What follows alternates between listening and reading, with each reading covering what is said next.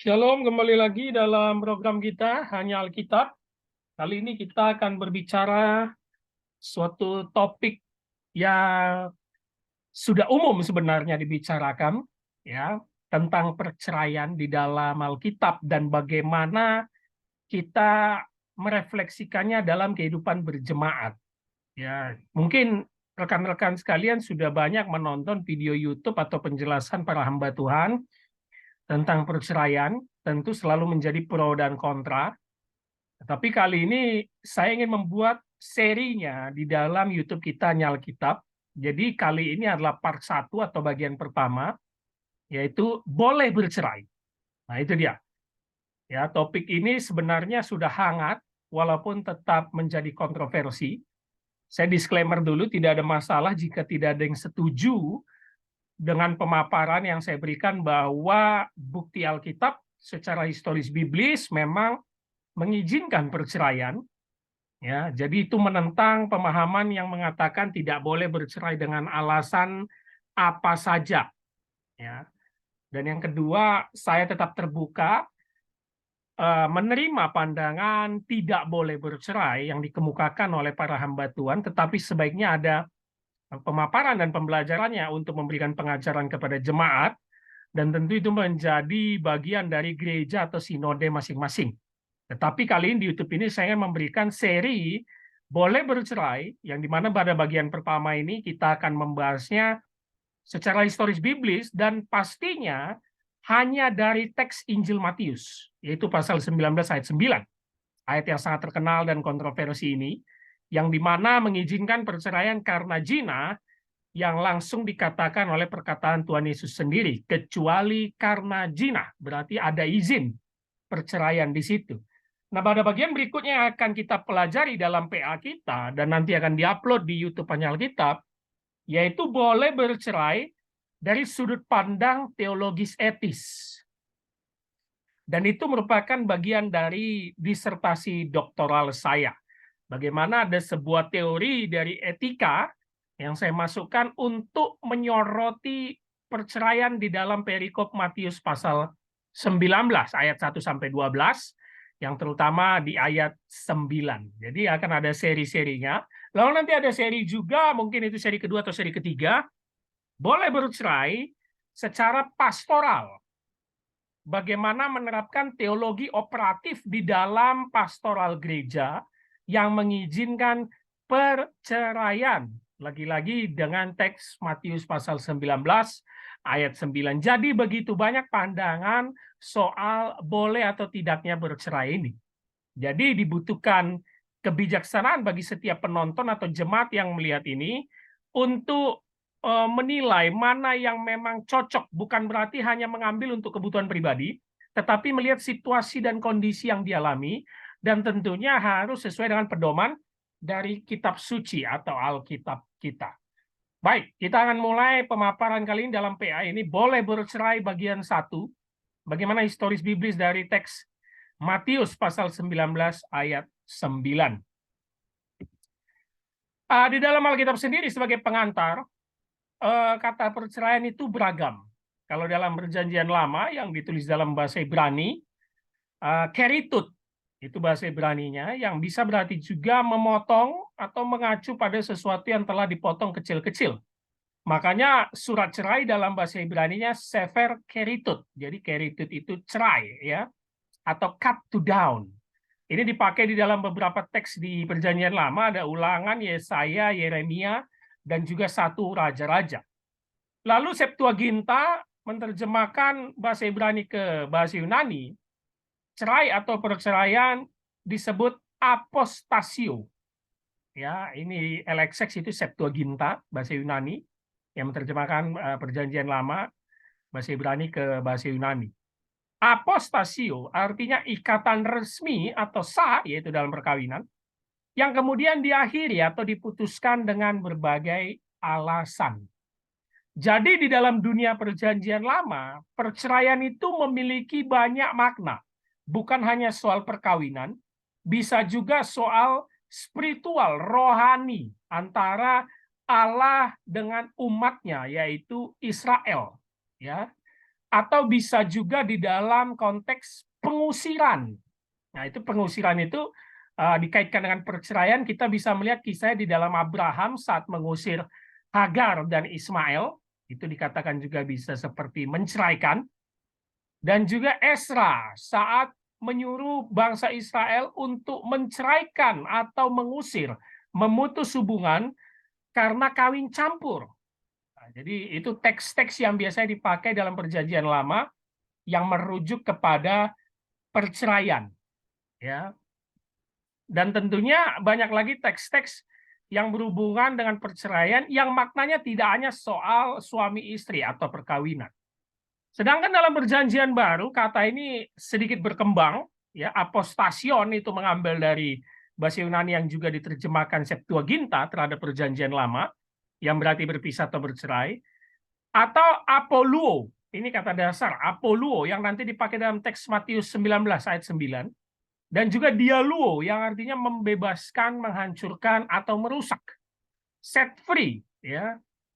Dan juga diaskortizo yang berarti memboroskan, menghamburkan, atau mencerai-beraikan. Jadi kata cerai, menceraikan, perceraian itu beragam sejak dari Perjanjian Lama bahasa Ibrani dan juga Perjanjian Barunya dengan bahasa Yunani. Baik, ini hanya pengantar di kata Alkitab tentang kata perceraian itu sendiri. Nah, kalau kita melihat historisitasnya, terdapat berbagai pandangan melihat tentang perceraian.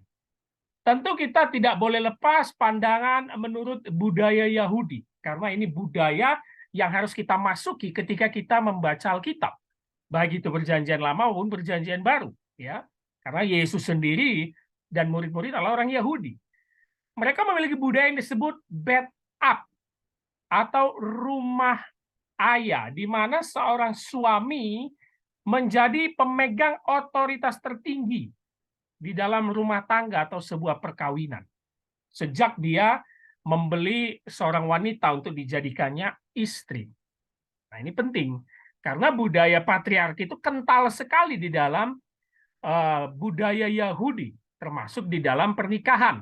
Sehingga wanita atau istri itu selalu menjadi second class, ya. Dan di dalam budaya Yahudi menikah itu bisa dengan umur yang sangat-sangat muda. Bukan hanya Yahudi, tetapi juga di Timur Tengah budaya ini sudah terjadi sejak zaman dulu. Bahkan di dalam budaya Yahudi, perempuan umur 11 atau 12 tahun itu sudah bisa menikah atau dibeli untuk dijadikan istri oleh para pria Yahudi. Ya, jadi tidak mengherankan perempuan itu second class karena ya secara mental dan juga usia mereka itu memang dibeli oleh para pria untuk menjadi istri yang taat, melayani suami dan juga mengurus rumah. Dan dalam budaya Yahudi juga poligami ada beberapa yang terjadi. Ya walaupun tidak semua karena Yahudi juga memandang pernikahan itu sakral, tetapi sangat gampang untuk menceraikan istrinya dan menikah lagi, bahkan memiliki beberapa orang istri atau poligami. Nah, di dalam budaya Yahudi, kalau menceraikan istri sesuai dengan hukum Musa yang nanti kita bahas di Ulangan 24, itu harus memberikan surat cerai. Tetapi dalam perkembangan zamannya, mulai dari Alkitab dan sampai zaman sekarang, budaya itu lama-kelamaan tidak dipegang dan mereka begitu bebas menceraikan istrinya. Ya, kalau tidak suka ya cerai begitu.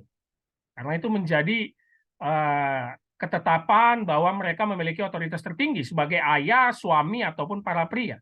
Tetapi mereka memiliki kesulitan karena mereka harus membayar mahar yang mereka pernah berikan untuk menceraikan istrinya. Jadi harus ada pembayaran. Itulah yang disebut ketubah yang nanti menjadi bagian dari si istri yang akan diceraikan.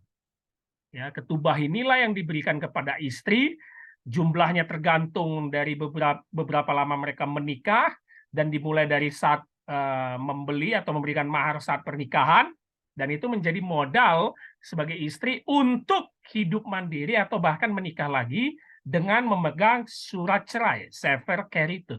Nah, itu budaya Yahudi ya. Nah, budaya Romawi juga kita harus melihatnya karena Perjanjian Baru itu tidak lepas dari budaya Romawi. Nah, mereka juga menyebutnya sama seperti backup, pater familias, pater, bapak, ya. Dia memegang kekuasaan tertinggi. Tetapi budaya Romawi ini lebih simpel karena perceraian itu dianggap urusan pribadi. Tidak perlu terlalu ribet dengan hukum-hukum yang mengatur.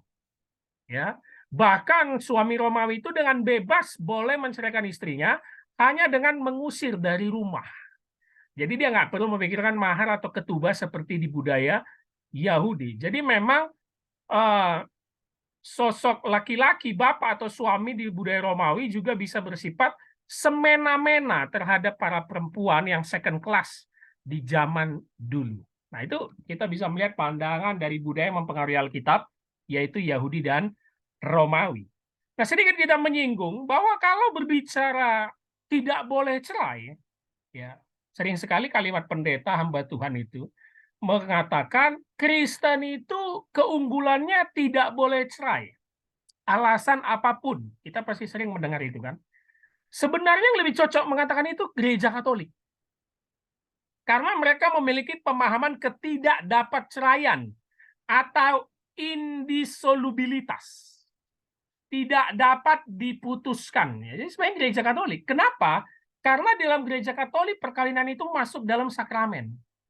Ya, sakramen perkawinan. Dan bagi pandangan atau pemahaman gereja Katolik, kalau sudah di dalam sakramen, itu terbentuk namanya unitas, kesatuan, unity. Yang tidak dapat diputuskan, indissolubilitas. Ya. Jadi bagaimana kalau memang terjadi kasus yang menuntut perceraian dalam rumah tangga jemaat gereja Katolik, mereka tetap tidak mengatakan itu perceraian, tetapi mengatakan annulment atau anulasi ya, anulisasi ya, pembatalan perkawinan ya. Pembatalan perkawinan. Annulment. Jadi bukan cerai, pembatalan perkawinan. Jadi sebenarnya kalimat itu lebih cocok diucapkan oleh para Romo dan gereja Katolik ya, bahwa tidak ada perceraian.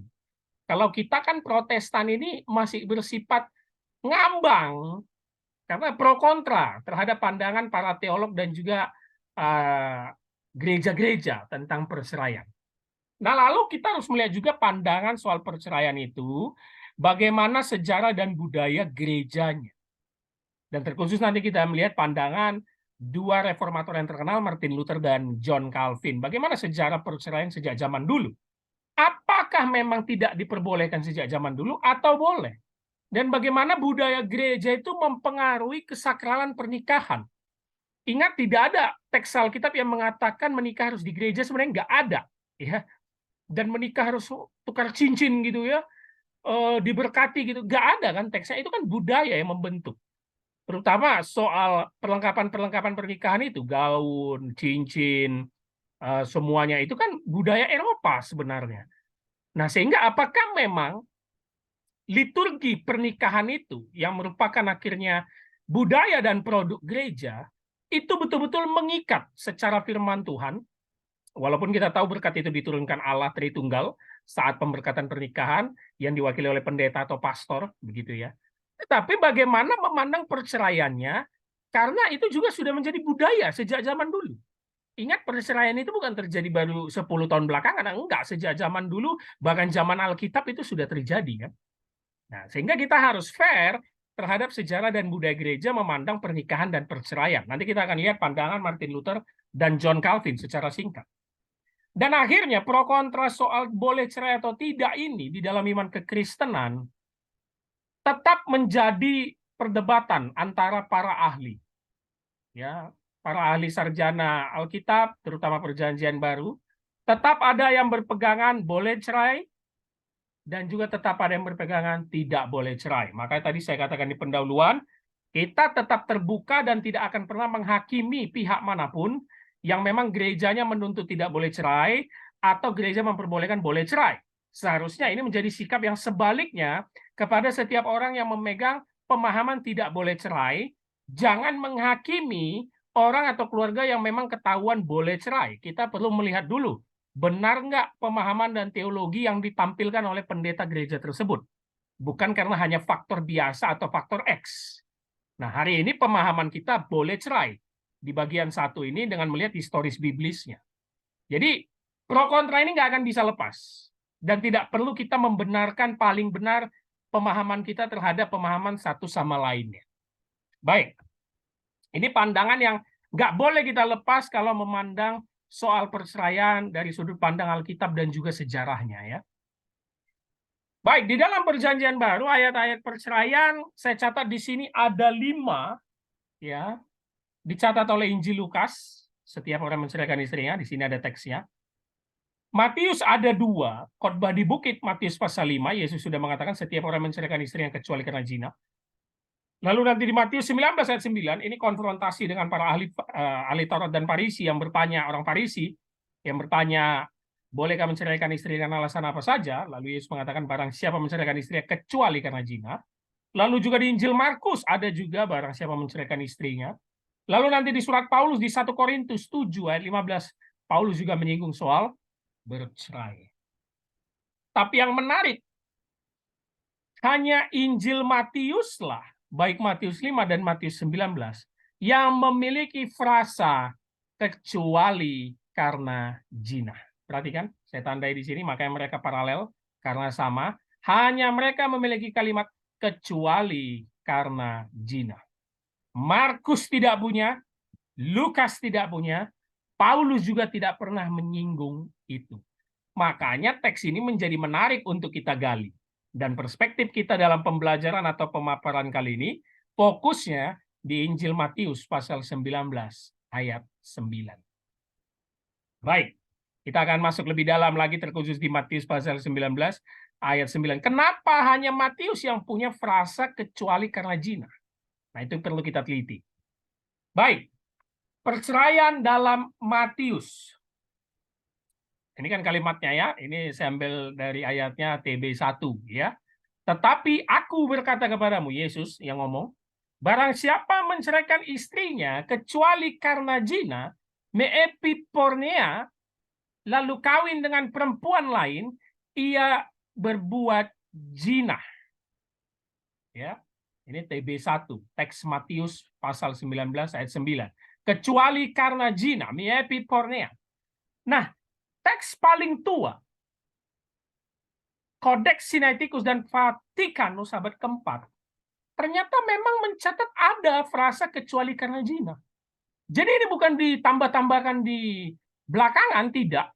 Dalam kodeks tertua, ya, yang menjadi acuan kita, dikatakan, tetapi aku berkata kepadamu, barang siapa di sini sebenarnya dalam bahasa Yunani aslinya merujuk kepada suami manapun, karena dalam konteks kisah itu, Yesus hanya ngomong kepada laki-laki, yaitu para suami. Jadi memang tertuju kepada para suami karena mereka juga yang bertanya kepada Yesus kan. Suami manapun yang menceraikan istrinya jika bukan karena percabulan, ya, ini zina, ini percabulan, tapi tetap sama pornea, kita akan melihat nanti makna pornea yang begitu luasnya, dan menikah dengan perempuan lain berzina, ya, sama seperti ini, ia berbuat zina. Nah, seperti itulah terjemahan dari teks paling tuanya Kodeks Sinaiticus dan Vatikanus terhadap Matius 19 ayat 9. Lego de himin hoti hos an apolise, ini yang dari tadi apoluo, dari sini apolise ini kata dasarnya apoluo, ten ginaika, ginaika ini perempuan sebenarnya ya, gunaika, ya istri memang bisa juga itu dipakai di dalam konteks perjanjian baru, dalam budaya perjanjian baru. Auton mi epipornea kai gemese alen moi katai. Nah ini menarik karena ini bisa sering dipadankan atau bergantian dengan porneai. Moi katai atau nanti moi kea, ini dia. Moi katai itu hampir mirip maknanya dengan porneai. Moi katai kai kai ho apolilemenen gamases moi katai. Nah, itu dia. Jadi ini teks paling tua Yunaninya ya. Juga ini Textus Receptus. terhadap Matius pasal 19 ayat 9. Nah, bagian dari Matius pasal 19 ayat 1 sampai 9 ini sebenarnya revisi terhadap Markus pasal 10 ayat 1 sampai 12. Dan terutama dikatakan mulai dari ayat 9 sebenarnya, bukan 10, sampai 12 itu berasal dari Matius sendiri. Karena dia punya maksud, Injil Matius itu kita tahu ciri khasnya ditulis khusus untuk orang Yahudi. Ya. Jadi ini revisi dari Injil Markus. Kenapa revisi Markus? Ada apa? Kok dia mulai dari Markus bukan Lukas? Nanti kita lihat di slide berikutnya. Dan ayat khusus mulai dari 9 sampai 12, sorry ini 9 ya, berasal dari gagasan penulis Injil Matius sendiri. Karena punya maksud ditulis untuk khusus orang Yahudi. Kenapa? Itu merujuk pada pemahaman orang Yahudi, istilah tidak senonoh di kitab Ulangan pasal 24. Atau erwat dabar bahasa Ibraninya. Jadi ketika orang Farisi bertanya, bolehkah menceraikan istri dengan alasan apa saja? Yesus menjawab, kecuali karena zina ini merujuk kepada ini istilah tidak senonoh erwat dabar di kitab Ulangan pasal 24. Setelah ini saya tampilkan slide-nya Ulangan pasal 24. Jadi ada konektivitas antara pemahaman penulisan Injil Matius terhadap apa yang dipahami orang Yahudi di kitab Ulangan pasal 24. Makanya hanya Matius yang menampilkan frasa kecuali karena zina, ni epi pornia. Nah, tadi saya katakan makna pornia ini luas sekali, bahkan hampir mirip dengan moikea, yang artinya dalam bahasa Indonesia perzinahan. Tetapi akhirnya ada juga yang membedakan bahwa porneia itu percabulan. Moikea itu perzinahan. Jadi banyak sekali. Kalau dalam terjemahan Inggris ada unchastity, ya, unchastity, sexual immorality, commit adultery. Jadi pemahaman porneia dan moikea ini bergantian terus di dalam Injil. Ya, perzinahan, percabulan, perzinahan, dan juga percabulan. Sehingga ada yang mengatakan, menafsirkan porneia di sini hanya percabulan yang di luar pernikahan.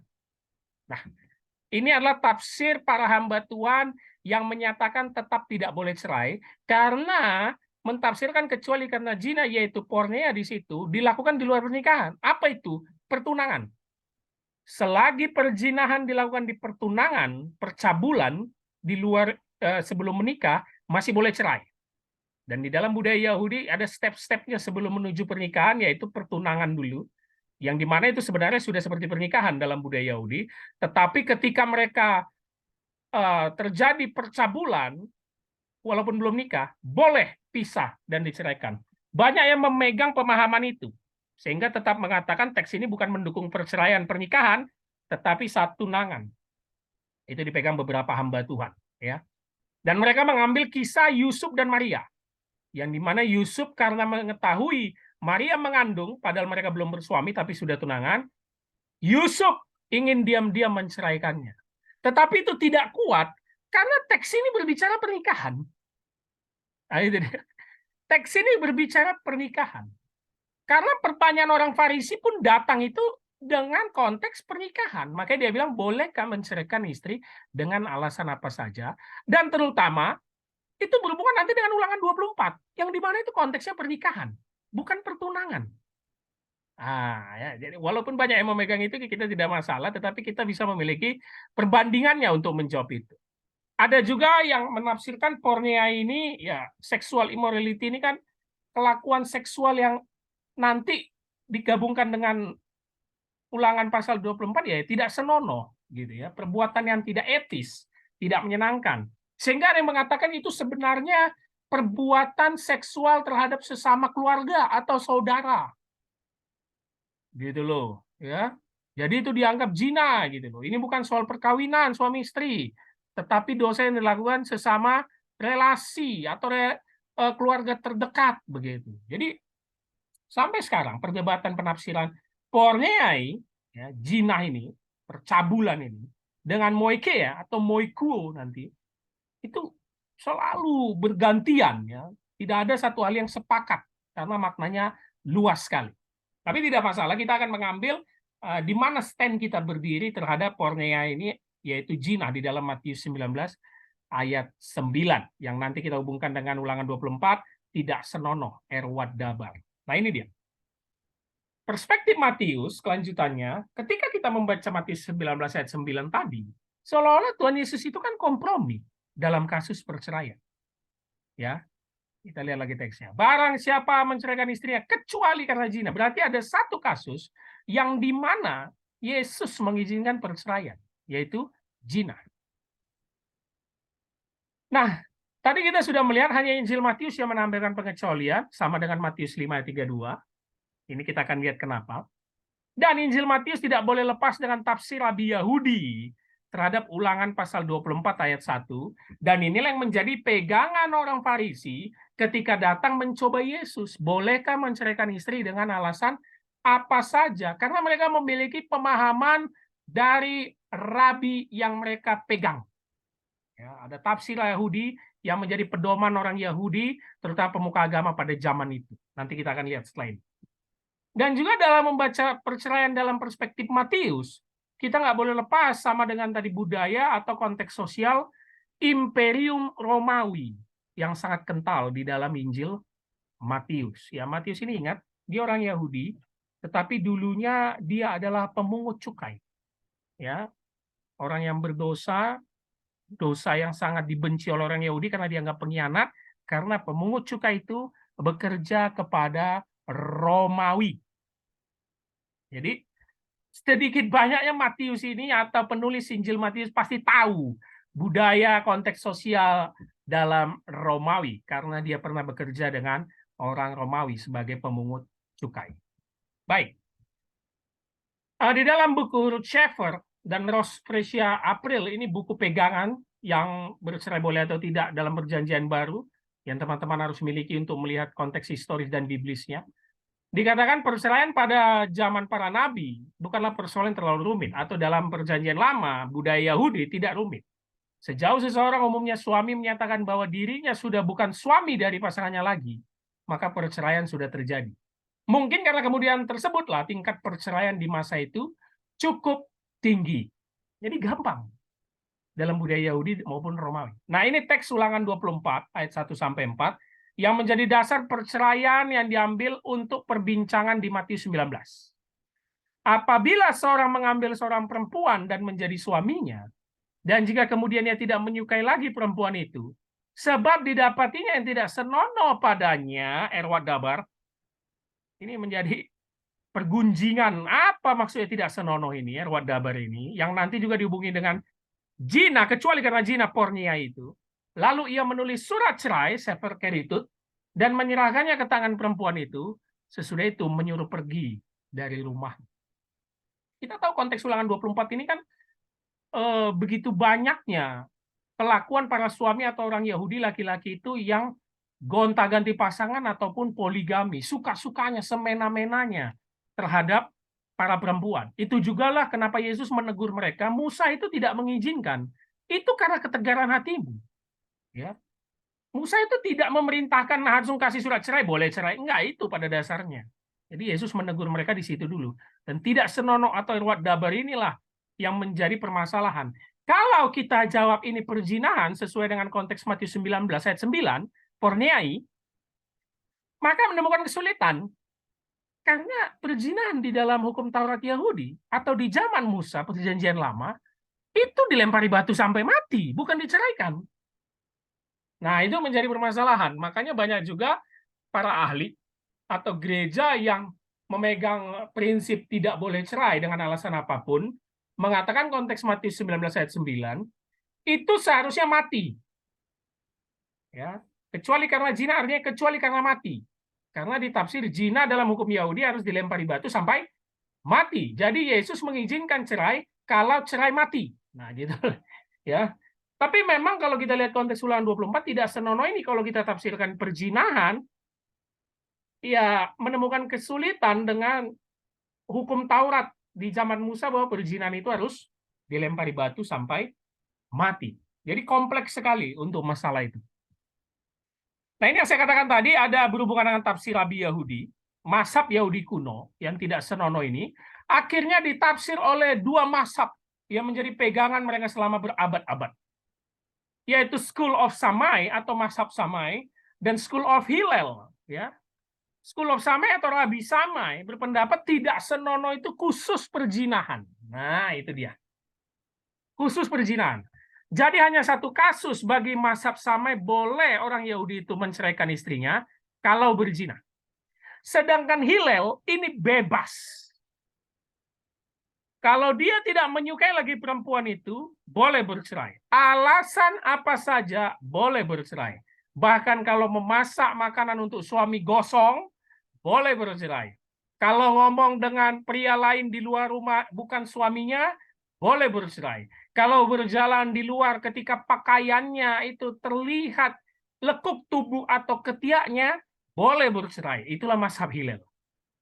Sehingga ketika kita membaca konteks Matius 19 ayat 1 sampai 12, kita tahu pria-pria Yahudi pada zaman itu, baik orang Farisi yang datang mencoba Yesus dan murid-murid Yesus sekalipun, itu pemegang mazhab Hillel. Kenapa? Menguntungkan para laki-laki dan suami. Karena suka-suka mereka. Ah, kita sudah mulai ketemu nih. Kenapa Injil Matius akhirnya memperbolehkan cerai? Nanti kita lihat ya jawabannya. Ya, mereka itu pemegang mazhab Hillel. Dan kita bisa melihat murid-murid juga memegang mazhab ini karena dia 10-12, mereka itu terkejut dengan aturan kecuali karena zina yang dikatakan Yesus di ayat 9. Kenapa? Karena Yesus lebih memihak mazhab Shammai. Boleh bercerai kalau alasannya perzinahan. Nah, itulah kenapa Matius menyisipkan atau merevisi dari Injil Markus dan menambahkan frasa kecuali karena zina yang tidak terdapat di Injil lainnya. Karena ingin mendukung Yesus mengikuti mazhab Shammai, sehingga ini menjadi tembok bagi pria atau suami Yahudi. Tidak boleh lagi semena-mena terhadap perempuan Yahudi pada zaman itu, dan tidak boleh lagi asal menceraikan dengan alasan apapun. Jadi ada tembok ketat, hanya boleh dengan satu alasan, yaitu Yesus memihak mazhab Shammai. Walaupun sebelum ayat 9, Yesus sudah menjelaskan bagaimana pernikahan yang ideal di mata Allah mengambil dari teks Kejadian. Nah, itu yang harus kita pandang pada utamanya, bukan soal boleh tidak cerainya, tetapi sebenarnya Yesus atau Allah menginginkan pernikahan ideal itu ya seperti di teks Kejadian. Adam dan Hawa. Tetapi karena kekerasan hatimu, ketegaran hatimu, yang ingin semena-mena menindas kaum perempuan, kau meminta surat cerai kepada Musa. Tetapi mazhab Shammai pada zaman itu hanya boleh menafsirkan tidak senonoh di Ulangan 24 Erwat Dabar, itu perzinahan. Walaupun tadi kita akan menemukan kesulitan, karena perzinahan di dalam konteks Yahudi atau hukum Musa seharusnya dilempari batu sampai mati. Makanya lah para pria Yahudi lebih senang dengan mazhab Hillel. Mereka bisa semena-mena. Nah, kenapa merevisi Markus? Nah, itu kan tadi menjadi pertanyaan kan. Kenapa? Karena memang Injil tertua yang pertama kali ditulis itu Markus, teman-teman. Sekitar tahun 70 sampai 75 Masehi, ya, zaman bersama. Lalu Matius sekitar tahun 80 sampai 80 Masehi. 70. Ya, ini 65 sampai 70, 80 Masehi Matius. Lalu Lukas 85-an. Dan nanti Yohanes 90 sampai 100 terakhir. Jadi Injil pertama ditulis Markus, makanya digambarnya lihat, Markus itu menjadi sumber kepada Matius, Markus itu menjadi sumber kepada Lukas. Tetapi ada beberapa bagian yang direvisi oleh Matius dan Lukas sebagai Injil kemudian menggunakan namanya sumber Q, Quelle atau sumber logia, ya, Q. Logia atau perkataan apa itu? Tradisi lisan yang berlaku pada zaman itu. Itulah yang mereka sisipkan, itulah yang mereka tambahkan untuk mendukung konteks penulisan mereka.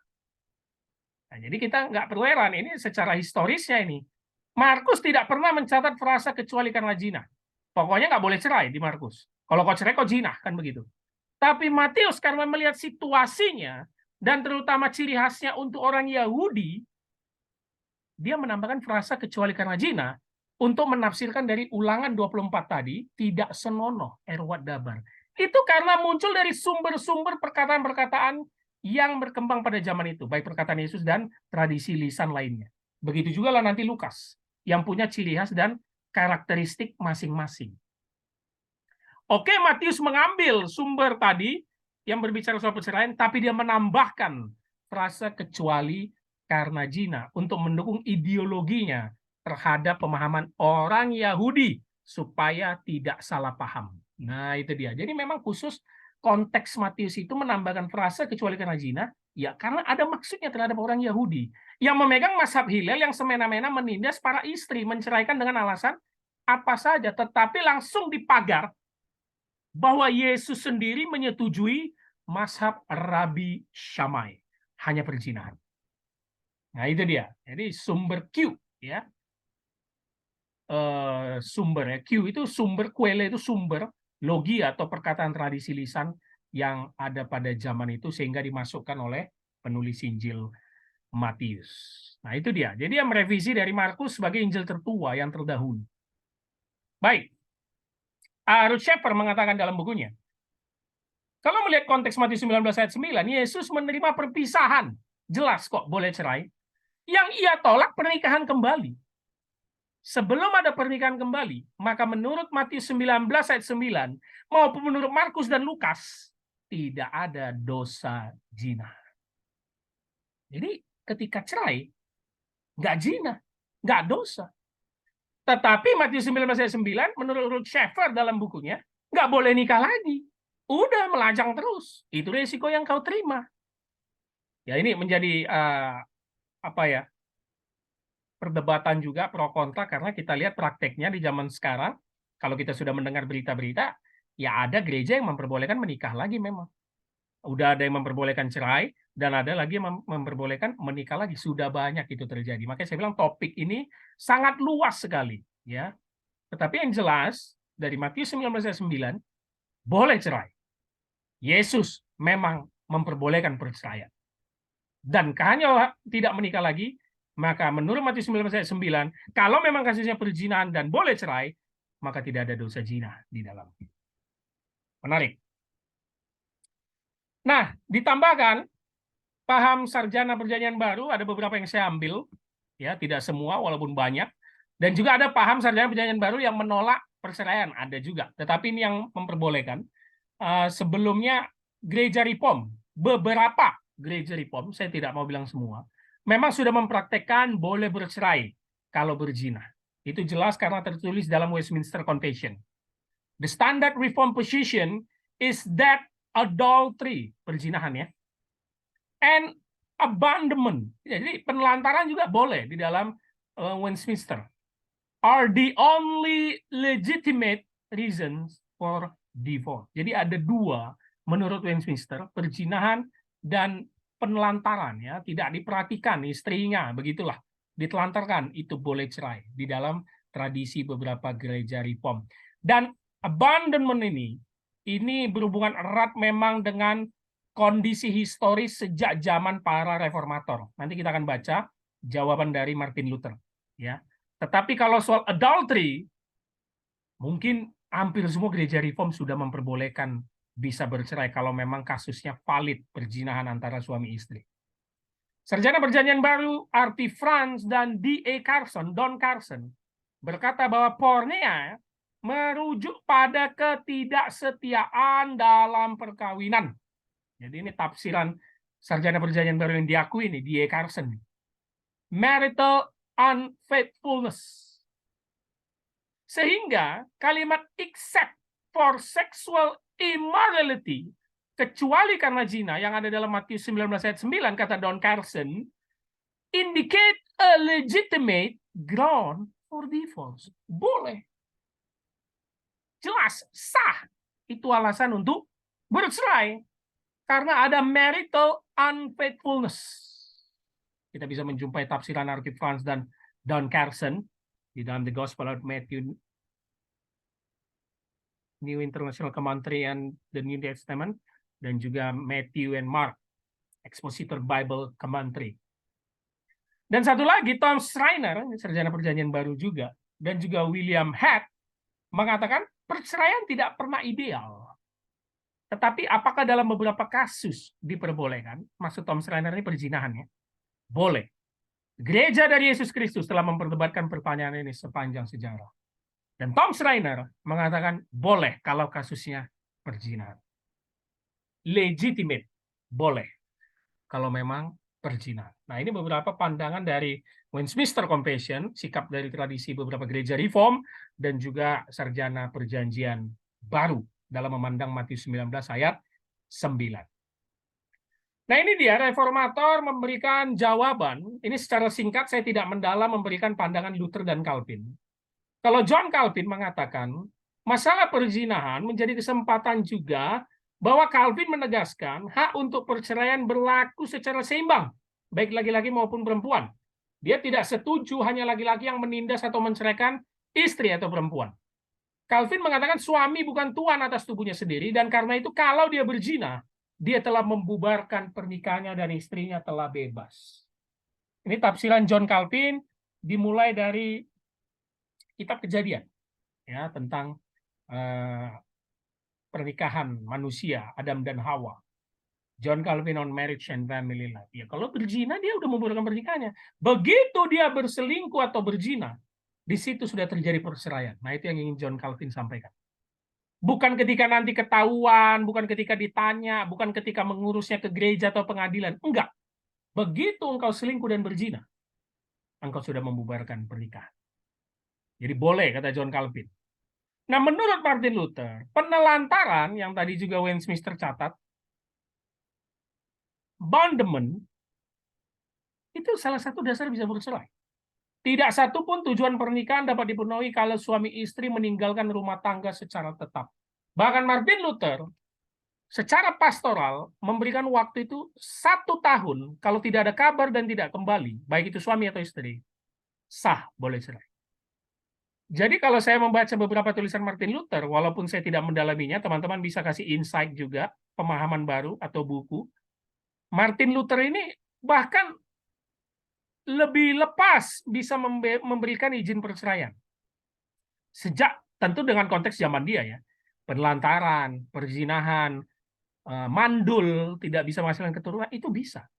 Ya, tidak ada lagi dasar kasih atau tidak suka sama suka, itu bisa dilakukan perceraian. Nah, ini menjadi tradisi yang berkembang, tradisi gereja yang berkembang, bahwa sejak zaman dulu, seperti saya katakan, mulai dari budaya gereja sampai zaman sekarang, perceraian itu sudah bisa terjadi dengan beberapa alasan. Kan tentu Martin Luther dan John Calvin membaca juga Matius 19 ayat 9, dan mereka menafsirkannya. Dan ini bisa kita jadikan pegangan, bahwa ternyata John Calvin dan Martin Luther juga mendukung, tanda kutip ya, bukan berarti asal-asalkan memberikan izin, bahwa kalau terjadi perzinahan sesuai dengan Matius 19 ayat 9, perceraian bisa terjadi. Nah, kalau sekarang penelantaran mungkin bukan hits, perzinahan atau perselingkuhan tetap menjadi topik hits, dasar perceraian, zaman kita sekarang KDRT. Nah, ini sudah beberapa gereja juga, termasuk gereja Reform, sedang meramu ini. Bahwa kalau terjadi KDRT berulang-ulang, apakah mungkin boleh terjadi perceraian? Nah, ini menjadi dilema dan terus pemahaman bagi gereja.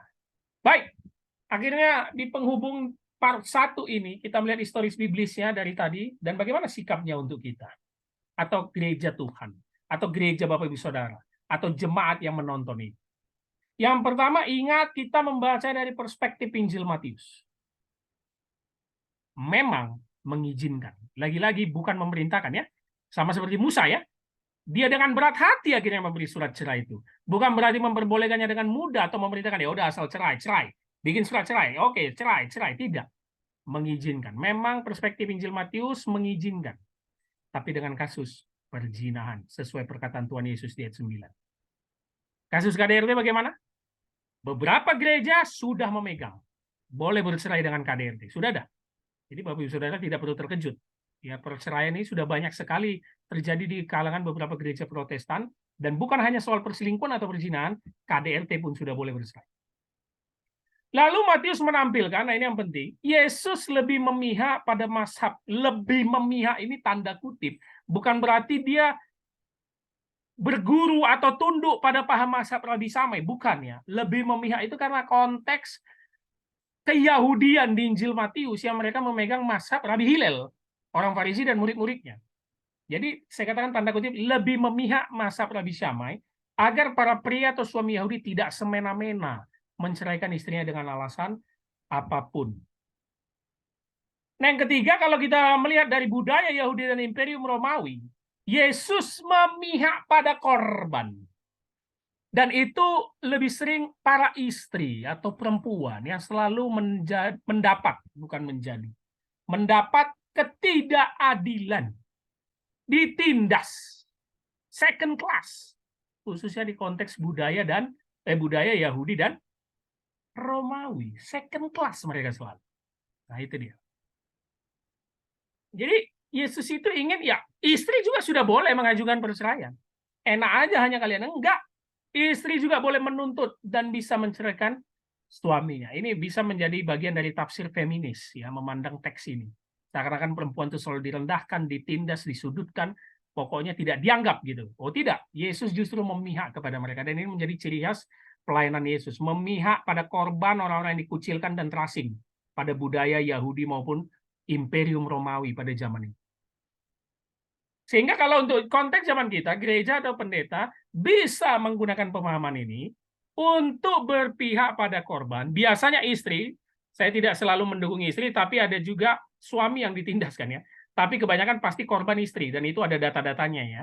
Berpihak pada korban biasanya istri, dan mengizinkan perceraian jika memang mengalami penindasan dalam rumah tangganya. Mengizinkan perceraian ini bukan sekali konseling ketemu, oh ya boleh cerai, karena dia sudah berzina, sudah ada chatnya, sudah ada buktinya. Tidak ya, gereja juga harus mempastoralnya dengan baik, membimbingnya, membina dengan baik, tentu dengan waktu yang ditetapkan gereja atau pendeta masing-masing. Tetapi jika memang tidak ada perubahan, baik itu karena perzinahan, penelantaran, dan KDRT, sebaiknya dengan pemahaman dan pembelajaran kali ini, gereja atau pendeta harus mengizinkan perceraian. Kenapa? Karena kalau kita hanya mengeluarkan kalimat-kalimat iman, apa itu kalimat iman? Bertahanlah, Yesus tidak suka pada perceraian, berdoalah pada suamimu, dia akan bertobat, biar Roh Kudus menjamah dia pulang dari tempat selingkuhannya, dia akan pulang bersama engkau. Dan itu kalimat iman, itu boleh dilakukan pada awal-awal konseling. Tetapi kalau itu terus kita buat, sang istri yang biasa jadi korban merana, apalagi KDRT ya, terjadi kekerasan kan, mukanya lebam, hancur, segala macam, maka kita tidak mencerminkan sifat Yesus yang memihak pada orang-orang yang tertindas. Kita menjadi gereja atau pendeta yang malah menindas korban jika hanya terus mengeluarkan kalimat iman, tidak memberikan solusi untuk keselamatan dia, baik secara fisik maupun spiritual sang korban. Hati-hati, kalimat iman bisa menjadi senjata makan tuan bagi gereja dan hamba Tuhan yang akan membuat para istri atau korban lama-lama menjadi hancur. Makanya nggak heran ada yang bunuh diri akhirnya kan. Ya, dia di dalam penderitaan terus sih. Gereja menutup mata. Nah, ini menjadi tugas kita, menjadi sikap kita. Dan seharusnya topik-topik atau seminar dan PA soal perceraian harus sudah banyak dilakukan para gereja. Jangan lagi dianggap tabu. Karena mulai dari sejarah dulu, mulai dari zaman Alkitab, perceraian itu sudah terjadi. Dan seharusnya gereja memfasilitasi untuk memberikan pemahaman bagaimana untuk bersikap jika terjadi masalah yang pelik di dalam rumah tangga. Jangan hanya pernikahannya saja, tetapi juga dalam soal perceraian kita harus membuka mata. Baik, ini part 1 yang bisa saya tampilkan. Tentu kita akan berseri terus, yang seperti saya tampilkan nanti part 2 secara teologi etis. Saya memasukkan sebuah teori etika yang menjadi bagian disertasi doktoral saya. Nanti ada part selanjutnya soal teologi operatif secara pastoral, bagaimana gereja seharusnya memperbolehkan perceraian. Dan bahkan nanti kita masukkan sedikit kesaksian atau bukti ada sebuah gereja yang membuat liturgi atau ibadah untuk bercerai. Nah, itu kan menarik. Jangan hanya pernikahannya saja fokus, tetapi gereja menutup mata terhadap masalah-masalah rumah tangga yang begitu mengerikan. Kiranya pemahaman ini menambah perspektif kita, supaya kita tetap terbuka terhadap semua pandangan, dan kiranya ini membina banyak rumah tangga di luar sana, bukan malah untuk bercerai, tetapi untuk semakin dikuatkan di dalam kasih Kristus. Ingat, kita memahaminya kali ini dari historis biblis teks Matius 19 ayat 9. Nanti ini akan berlanjut terus untuk kita pahami maknanya, bagaimana sikap kita dalam perkawinan dan memandang perceraian. Dukung terus YouTube kita Hanya Alkitab, share kepada banyak orang untuk kita menambah wawasan di dalam menggali teks-teks Alkitab dan memberikan makna tersendiri dalam hidup kita. Shalom, Tuhan Yesus memberkati.